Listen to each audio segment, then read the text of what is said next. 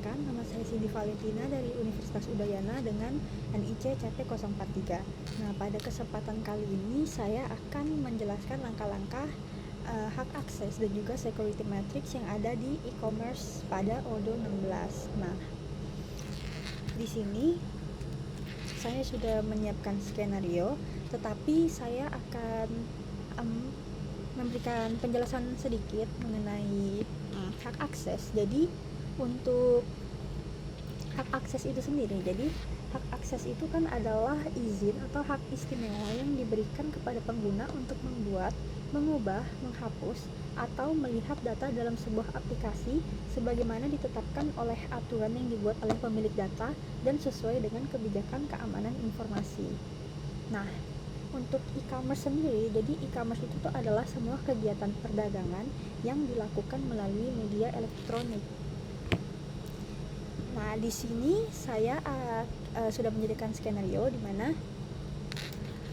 Sharon merupakan seorang karyawan pada perusahaan PT Surya Internusa Jaya yang bergerak pada bidang vintage clothing store.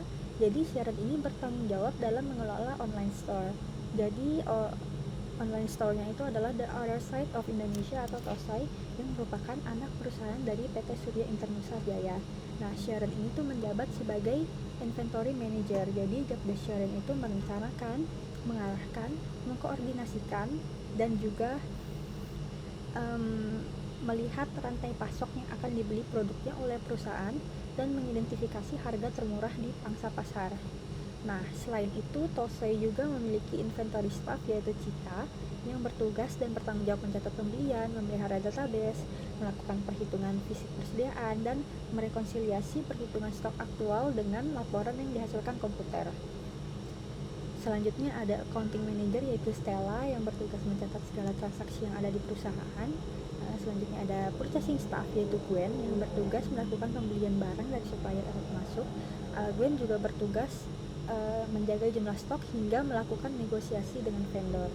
Selanjutnya ada sales staff yaitu Bella yang bertugas untuk menawarkan barang perusahaan kepada konsumen dan juga menjelaskan spesifikasi produk yang dijual kepada konsumen, memberikan simulasi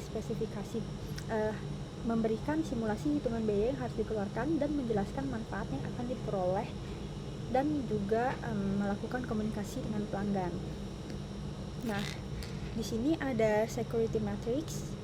Nanti link Medium ini akan saya cantumkan pada deskripsi YouTube agar teman-teman bisa lebih mudah apabila ingin membaca ataupun penjelasan saya belum cukup dipahami. Nah, untuk security matrixnya ini jadi pada accounting manager, di mana accounting manager ini tuh bebas bisa melakukan create, read, update ataupun delete pada modul accounting atau finance. Nah, tapi untuk modul purchase, sales, dan inventory, accounting manager ini hanya bisa read. Nah, untuk inventory manager dia bisa bebas pada modul inventory dan hanya bisa melihat modul lain yaitu purchase, sales, dan juga accounting atau finance. Nah, untuk inventory staff itu dia cuma bisa create sama read di modul inventory. Jadi dia tuh nggak bisa mengupdate ataupun mendelete pada modul inventory. Jadi dia harus lewat inventory manager. Nah, untuk purchasing staff dia bisa melihat modul purchase, inventory, dan juga accounting atau finance. Nah, untuk sales staff dia bisa melihat modul purchase, sales, dan inventory, dan juga sales staff ini tuh juga bisa create di modul sales. Sedangkan untuk admin ini tuh bebas bisa melakukan apa aja pada semua modul. Nah, jadi fungsi dari security matrix ini tuh adalah mempelajari berbagai konsep, prinsip, dan standar untuk merancang dan mengimplementasikan aplikasi sistem informasi, sistem operasi, dan juga sistem yang aman. Jadi kayak misalnya sales staff ini tuh nggak sengaja menghapus data dari accounting atau sebagainya, jadi hal itu bisa dihindarkan karena mereka tidak memiliki akses. Selanjutnya adalah import user. Di sini saya memiliki 5 nama dan juga email dan password yang sudah saya sediakan. Jadi import user ini tuh berguna jika kita tidak ingin membuat user satu persatu sehingga lebih efektif dan juga lebih cepat. Nah, di sini langkah pertamanya itu kita cukup login Odoo, masuk ke menu setting, terus kita aktifkan developer mode, terus kita ke menu user, terus pilih fitur favorite, dan terus kita upload file. Jadi upload file itu bisa menggunakan Excel. Nah, di sini saya akan coba memberikan contoh. Di sini saya akan buka Excel.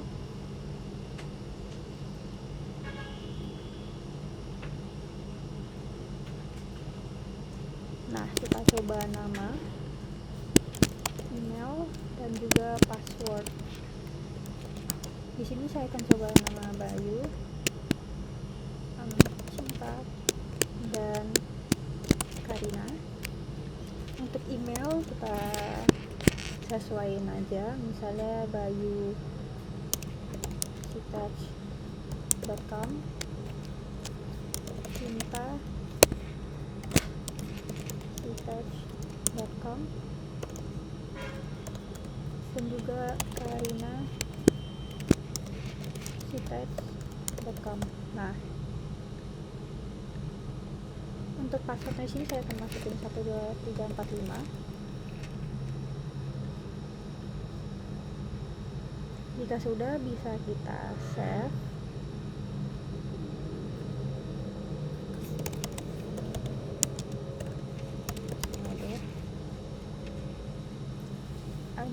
Sudah kita save.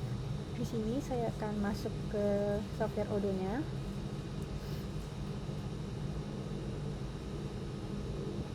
Kita ke menu setting. Ini sudah menu setting. Kita ke users and companies, terus kita ke users, dan kita masuk ke favorite, terus kita import. Nah, di sini kita upload file, testing Odoo, tinggal di-upload aja. Nah, di sini terlihat kalau nama Bayu, name, email ini setelannya menjadi login, dan password itu password. Jika sudah, kita cukup tekan tes.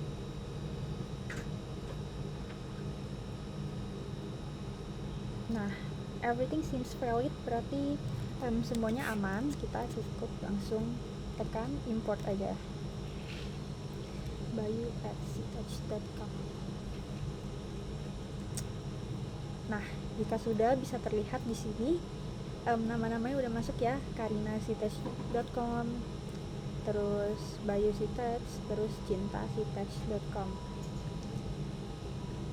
Nah, untuk selanjutnya analisis aspek akses e-commerce. Jadi untuk menganalisis aspek akses berdasarkan role-nya itu tuh kita harus membuat user admin dan user pengguna biasa yang sudah diatur aksesnya apa saja yang digunakan oleh user pengguna. Jadi di sini yang pertama yang sudah pasti kita harus aktifkan developer mode. Nah, selanjutnya kita pilih menu user and companies, terus ke user, terus kita klik new, dan isi keperluan yang dibutuhkan user terutama pada posisi sebagai apa. Jika sudah, maka di save.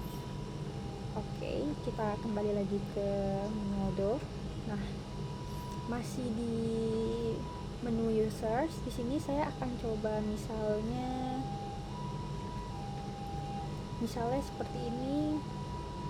Saya pilih sales staff Bella. Saya pilih Bella. Kembali ke Odoo. Saya cari namanya Bella. Cukup ditekan aja. Nah, di sini bisa dilihat untuk user types bisa dipilih internal user. Terus untuk modul sales, karena dia sebenarnya ini tuh bisa kita sesuaikan dengan kebutuhan dari perusahaan dan kebutuhan kita masing-masing. Di sini saya akan mencoba contoh saja. Di sini misalnya pada modul sales saya kasih administrator, berarti dia bisa bebas ngapain aja. Untuk accounting, billing, untuk manufacturer user, Untuk website saya nggak kasih izin pada websitenya. Untuk inventory user dan juga untuk purchase user.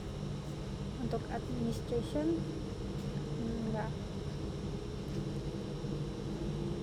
Content creation enggak juga. Oke, jika sudah bisa,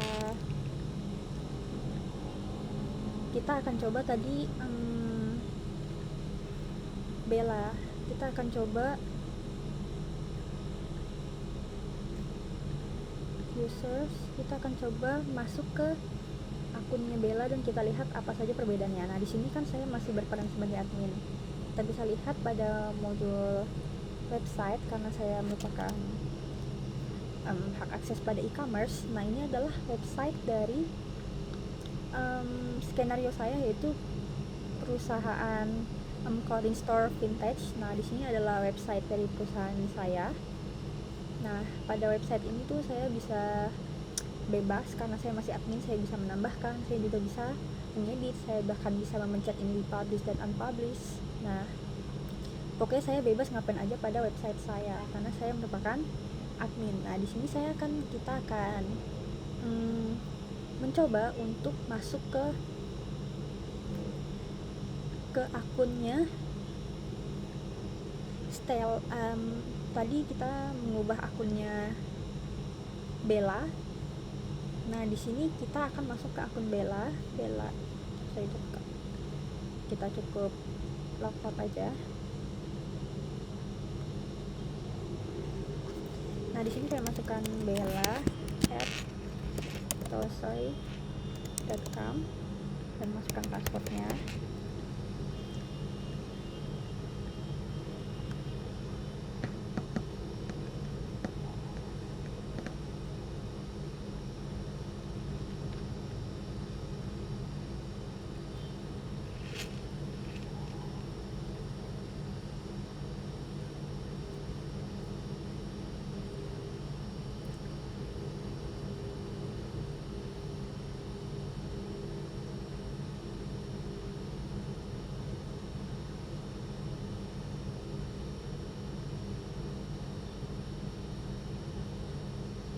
Nah, kita sudah masuk, tuh bisa dilihat ini adalah akunnya Bella.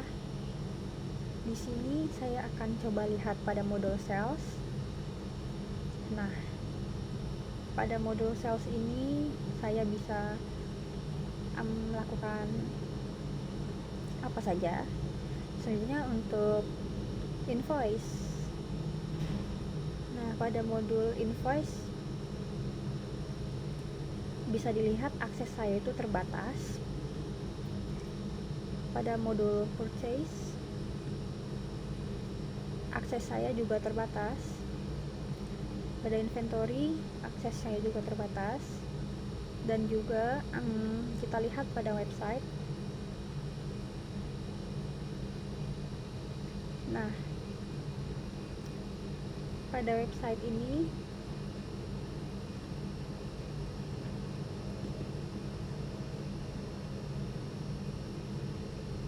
lihat saya tidak bisa mengedit ataupun mengubah website tersebut karena Bella ini tuh tidak memiliki akses. Jadi jika sudah, kita balik lagi ke materi. Nah, selanjutnya yaitu langkah-langkah setup user. Jadi langkah-langkah setup user itu sudah sebelumnya kita lakukan saat kita mengimport user dan mengupload file. Untuk membuktikannya, di sini tadi kan kita sudah membuat berbagai mengimport ada 3 orang. Nah, di sini saya akan coba login sebagai orang tersebut. Kita logout. Nah, di sini tadi saya sudah membuat bayu@ctech.com.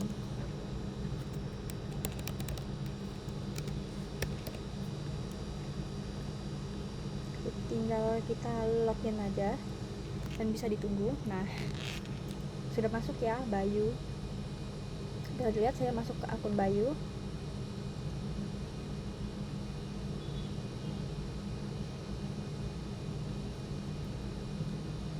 Di sini saya masih belum setel sama sekali kan user Bayu ini, jadi masih bisa lihat user Bayu ini memiliki banyak akses. Nah, di sini saya akan logout dan saya akan masuk ke akun saya yang sebenarnya, yaitu adminnya. Nah, kalau udah masuk ke admin, kita bisa lihat di setting, terus ke user. Nah, bisa dilihat tadi kalau kita kan tadi login Bella, jadi Bella ini confirm karena sudah pernah login, dan juga Bayu ini yang tadi kita login terakhir. Nah, di sini masih bisa dilihat Bayu ini setelannya masih administrator semua, jadi dia tuh bebas ngapain aja seperti tampilan sebelumnya. Berbeda dengan Bella yang kita memiliki hak aksesnya itu kita persempit, jadi dia tidak memiliki banyak hak akses. Nah, untuk yang never connected ini adalah akun-akun yang belum pernah kita login sebelumnya. Baik, sekian penjelasan dari saya. Apabila ada kesalahan, saya mohon maaf, dan semoga penjelasan saya ini dapat membantu teman-teman semuanya. Nanti saya akan cantumkan link medium saya pada deskripsi agar bisa memudahkan teman-teman semuanya. Terima kasih.